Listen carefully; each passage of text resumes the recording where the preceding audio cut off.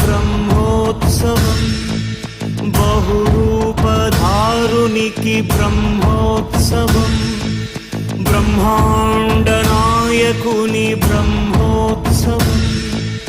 బహురూపధారునికి